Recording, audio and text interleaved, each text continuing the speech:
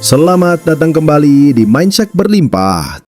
Tanam keyakinan dan panen keberlimpahan. Apakah Anda pernah merasa seperti terjebak oleh suara di kepala sendiri? Bayangkan jika selama ini ada keyakinan lama yang terus-menerus membisikkan, kamu tidak pantas, ini memang bakatmu, atau tidak mungkin kamu bisa. Suara itu kadang lebih keras daripada impian kita sendiri. Padahal seperti kata Henry Ford, whether you think you can or you think you can, you are right. Artinya jika kita terus percaya bahwa kita tidak bisa, maka memang kita akan berhenti mencoba. Sebaliknya ketika kita menanam keyakinan positif, kita telah setengah jalan menuju keberhasilan. Slogan kami, tanam keyakinan panen keberlimpahan, sebenarnya mengingatkan kita bahwa hasil hidup yang melimpah itu bermula dari benih keyakinan yang kita tanam di dalam pikiran. Sekarang mari kita gali lebih dalam. Apa sebenarnya limit itu, dari mana asalnya, dan bagaimana kita bisa mengubahnya menjadi kekuatan yang memberdayakan. Dengan penjelasan inspiratif, pertanyaan retoris, serta dukungan riset psikologi populer dan kutipan tokoh terkenal, video ini akan membimbing Anda memahami dan menaklukkan keyakinan yang membatasi tersebut. Apa itu limiting beliefs atau keyakinan yang membatasi? Menurut psikolog, keyakinan yang membatasi, limiting beliefs, adalah persepsi dan pikiran kita tentang diri sendiri, orang lain, dan dunia yang menghalangi kita melakukan hal-hal yang sesungguhnya mampu kita lakukan. Setiap orang memilikinya. Kita mungkin merasa, memang saya penakut, atau saya selalu gagal, padahal itu hanya persepsi lama yang tidak kita pertanyakan. Hal ini sejalan dengan konsep core beliefs dalam teori kognitif, keyakinan mendasar yang terbentuk sejak lama dan mengendalikan cara kita memandang dunia. Bila keyakinan ini negatif, misalnya saya tidak pantas atau saya kurang cerdas, perlahan ia membentuk konsep diri negatif yang menahan kita. Seperti dijelaskan virtual CBT psikoterapi, keyakinan inti yang negatif adalah pikiran dalam diri kita tentang diri sendiri dan dunia yang biasanya muncul dari pengalaman masa lalu, sehingga kita merasa tidak berdaya atau tidak layak. Tanpa disadari, kita sering menerima keyakinan itu sebagai fakta. Pertanyaannya, apakah Anda ingin terus membiarkan keyakinan lama itu menahan langkah, atau siap menggantinya dengan keyakinan yang memberdayakan? Seperti kata Norman Vincent Peale, change your thoughts and you change your world. Jika kita mengubah pola pikir kita, dunia kita pun ikut berubah. Mengidentifikasi limiting beliefs. Bagaimana caranya tahu bahwa sebuah pikiran kita sebenarnya hanyalah keyakinan yang membatasi? Tanda pertama adalah ketika kita mengulang-ulang pernyataan negatif tentang diri sendiri. Misalnya kita sering berkata, ini memang sifat saya, sudah nasib buruk saya, atau memang saya tidak cukup baik. Kalimat-kalimat seperti itu disebut red flag, indikator adanya keyakinan yang membatasi. Cobalah dengarkan monolog batin Anda. Apakah Anda sering mengatakan, saya memang begini dari dulu, semuanya selalu gagal pada saya, atau ya sudahlah, sudah jalan hidup saya begitu? Jika iya, besar kemungkinan Anda sedang terperangkap oleh keyakinan lama. Untuk lebih menggali, kita bisa gunakan pertanyaan sederhana ala teknik downward arrow. Tiap kali Anda berpikir negatif, tanyakan pada diri sendiri, jika ini benar, apa artinya tentang diri saya? Ulangi pertanyaan itu beberapa kali. Misalnya Anda berpikir, saya pendiam, jadi memang susah bicara di depan umum. Lalu tanya, kalau memang saya pendiam, artinya orang pasti menganggap saya tidak penting. Tanyakan lagi, kalau orang menganggap saya tidak penting, artinya saya tidak pantas dihargai. Perlahan Anda mungkin menemukan akar keyakinan seperti, saya tidak punya apa-apa untuk disumbangkan. Mengenal keyakinan ini adalah langkah pertama untuk berubah. Coba tulis di jurnal atau catatan pribadi pikiran-pikiran yang sering menghalangi Anda. Ajukan pertanyaan retoris.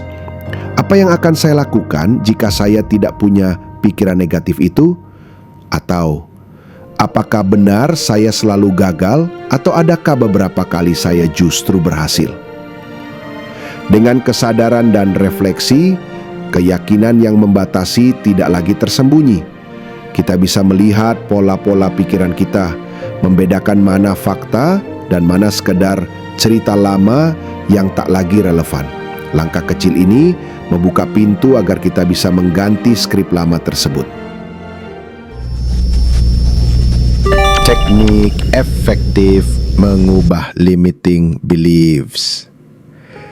Kabar baiknya, keyakinan lama itu bisa diubah. Berikut beberapa teknik efektif yang telah terbukti membantu membalik pola pikir negatif menjadi positif. Reframing, cognitive restructuring. Dalam psikologi kognitif, reframing adalah mengganti interpretasi negatif dengan yang lebih realistis dan positif. Misalnya, ganti pikiran "saya selalu gagal" dengan "saya sedang belajar, setiap kegagalan memberi saya pelajaran." Secara sederhana, Anda menantang klaim negatif. Apa buktinya? Saya benar-benar tidak bisa. Terapi kognitif menunjukkan reframing ini penting. Cognitive restructuring bertujuan mengidentifikasi interpretasi negatif dan menggantinya dengan interpretasi yang lebih masuk akal. Hasil riset bahkan menunjukkan teknik ini efektif memperbaiki harga diri dan menurunkan tingkat stres secara signifikan. Jadi, saat pikiran Anda berkata tidak bisa, jawab dengan menemukan bukti yang membuktikan kebalikannya. Ini akan membentuk respons baru dalam otak dan perlahan keyakinan kita pun berubah. Emotional release. Kadang kita perlu melepaskan emosi yang tertahan. Bisa lewat menulis jurnal curahan hati, berbicara dengan teman dekat, atau latihan pernapasan yang melepaskan ketegangan. Salah satu metode yang populer adalah EFT, Emotional Freedom Techniques, atau yang sering disebut teknik tapping. Teknik ini menggabungkan sentuhan ringan di titik akupresur dengan afirmasi positif, dan penelitian menemukan EFT dapat menurunkan kecemasan, depresi, PTSD, bahkan rasa sakit fisik, serta meningkatkan rasa bahagia. Hasilnya luar biasa. Setelah latihan 4 hari, peserta mengalami penurunan anxiety sebesar 40%, depression 35%, dan peningkatan kebahagiaan 31%. Intinya, dengan membiarkan diri merasakan dan melepaskan emosi lama, daripada menguburinya, kita memberi ruang bagi perasaan baru yang lebih ringan dan optimistis. Afirmasi dan visualisasi positif.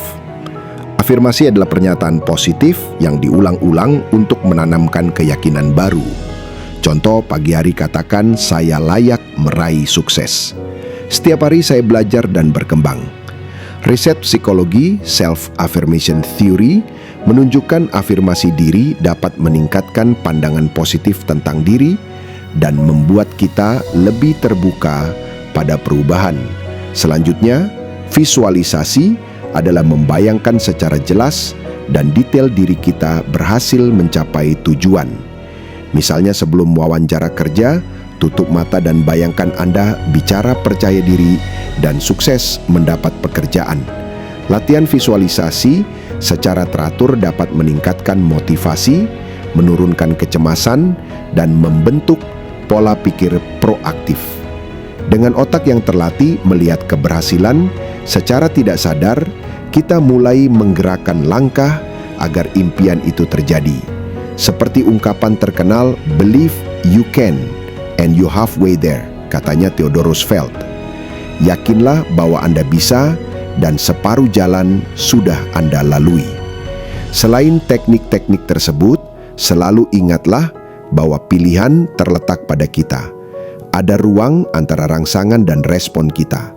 Viktor Frankl mengajarkan bahwa between stimulus and response lies a space. In that space is our power and freedom to choose our response. Artinya, antara situasi, stimulus, dan reaksi kita ada jarak bebas yang bisa kita isi dengan perubahan cara berpikir. Dengan melatih diri mengambil jeda, kita bisa memilih merespons bukan dengan keyakinan lama, tetapi dengan niat baru. Coba tanyakan pada diri Anda, apa yang akan terjadi jika saya menghapus satu persatu keyakinan negatif ini? Atau bagaimana jika selama ini suara keraguan itu sebenarnya hanyalah ilusi? Memupuk kebiasaan bertanya seperti ini akan membawa kita pada kesadaran bahwa banyak batasan sebenarnya bersifat mental dan bisa diubah. Meaning are useless. Man cannot be healthy without meaning, without a meaning beckoning him. He could not even remain alive. You know who has said this? Albert Einstein. Sounds familiar. No psychiatrist. Right. And now I think psychiatry should be reminded of this primary motivational force in man. That man is primarily and basically reaching out for meaning. And man must be prepared to endure the tension between the meaning which is in wait for him and the being, the actual being, the actual state of affairs. This gap between what he is and what he should become, what he ought to be, this gap must be endured. And so I would, you certainly want to remind me that the homeostasis principle is prevalent, prevailing and dominating present-day psychology. That man is a being which just wants to satisfy his drive, to gratify his desire, to fulfill the need, to follow his drive. This, I believe, is not the actual truth. I think that man is no being in steady quest for maintaining or restoring his inner equilibrium, and for this purpose, satisfying needs and drives. Man is primarily a being reaching out for meaning, and this causes tensions, indispensable tensions. Not a tensionless state of inner equilibrium is what is needed. Sekarang Anda telah menyadari keyakinan yang membatasi itu bukan hukum alam, melainkan sesuatu yang bisa diubah. Setiap orang berhak menanam benih keyakinan baru yang positif di benak mereka. Ingatlah kutipan Norman Vincent Peale, "Change your thoughts and you change your world." Dengan mengganti pemikiran lama menjadi keyakinan positif, kita telah membangun jembatan menuju hidup berkelimpahan. Jadi, mulai dari sekarang, layar pikiran Anda, tanam keyakinan baru setiap hari. Setiap pagi katakan pada diri sendiri, saya bisa, saya layak, saya siap.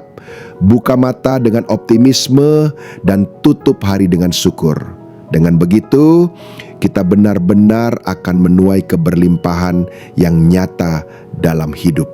Jika video ini memberi inspirasi dan wawasan baru, jangan lupa subscribe ke channel Mindset Berlimpah, klik tombol subscribe dan nyalakan lonceng notifikasi agar Anda tidak ketinggalan konten motivasi berikutnya. Bersama-sama kita belajar menanam keyakinan yang baik agar suatu hari kita bisa menuai keberlimpahan sejati. Thank you for watching dan sampai jumpa di video berikutnya. Salam Mindset Berlimpah, tanam keyakinan, panen keberlimpahan.